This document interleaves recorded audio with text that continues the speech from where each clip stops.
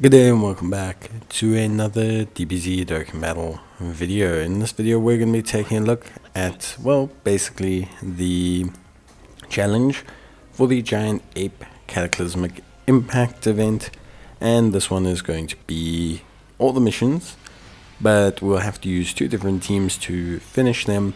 So we have two missions. We have one for using 6 terrifying Conquerors units, that's what I'm showing here, and then we have one mission for using, or two missions for beating the event in 5 turns, and then for winning with no items.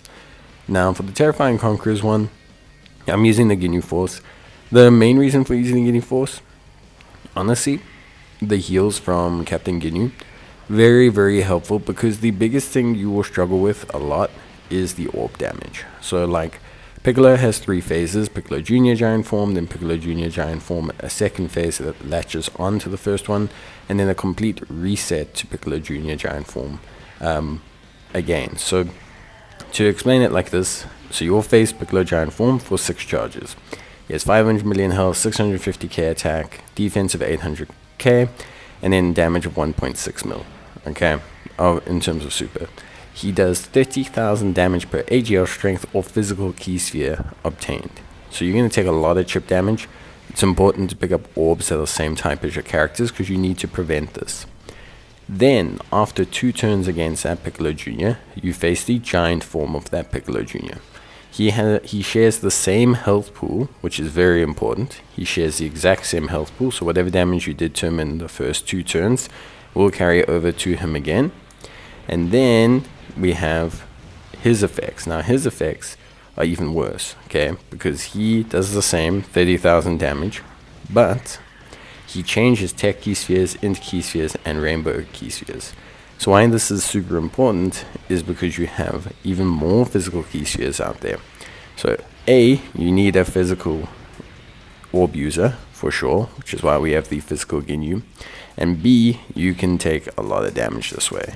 So what I've done is basically using the Ginyu Force, because the AGL Ginyus give you heals, and those heals are important because they allow you to recover if the orb damage is too much, because it's actually very difficult to just sort of have enough defense, enough build-up, and enough health, and enough this to be able to tank this orb damage, very easily.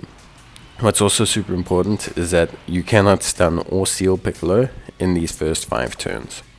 Now, if you make it through the 5 turns, you will face a downsized Demon King Piccolo, or Piccolo Jr. I should say, with 150 HP, 750 attack, and then a 1.8 million super, which is not a intrinsically huge, ridiculous amount of health or damage or anything.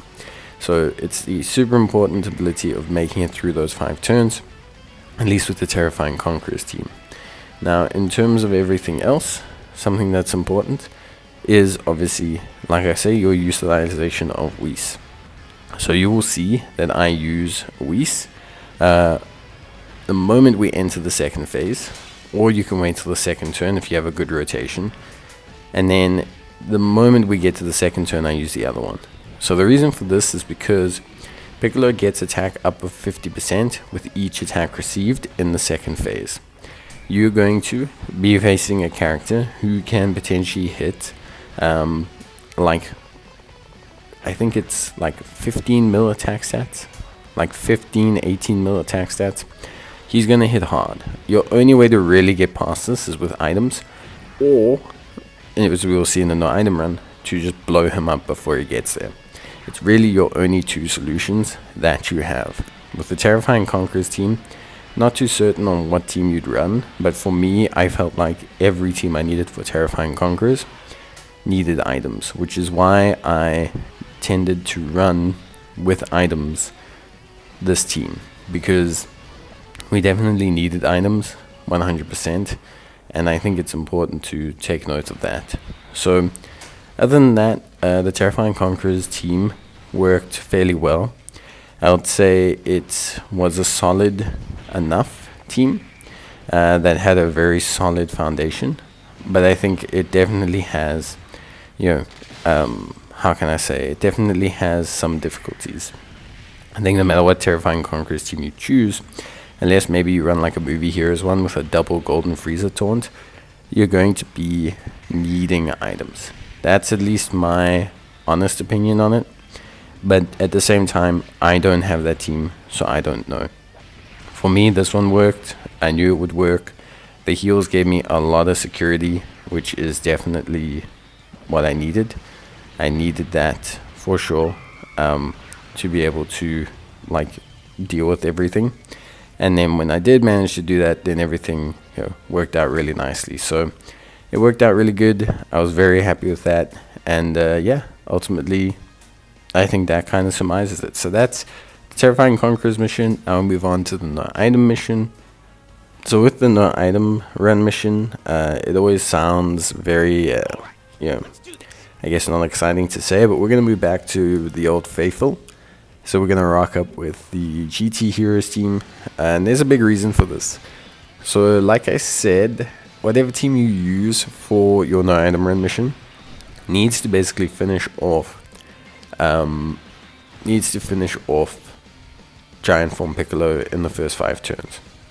So he has to finish off the Piccolo team, or sorry, the Piccolo enemy in 5 turns, which means you're taking him on at his strongest, so most health, most defense, etc. What's important about this is A, you do as much damage as possible during the first 2 turns. So if you're using, let's say like an Omega Shenron team, that's fine. If you're using the GT team, that's fine. Whatever team you're using needs to do all of its damage, pretty much, in the first 2 turns, or as much as possible. The reason for this is because this is when Piccolo's at his weakest, and also remember his health carries over.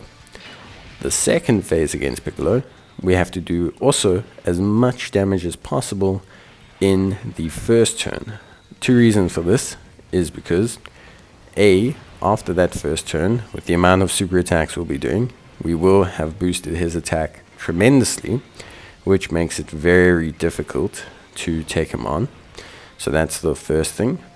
So we need to do as much damage as possible, because remember, every attack we do is going to boost his attack by 50%. So we have to do as much attacks as possible so that we can do damage to him, so that we can cause everything to kind of kick off. Then, after that, remember, by the second turn of facing second phase Piccolo Giant Form, he's going to be very boosted. So here, we need to be able to finish him off safely. This is where the Giant Form of SS3 Goku becomes so crucial, because you're going to see me use SS4 Gogeta's active skill to do damage, which is great.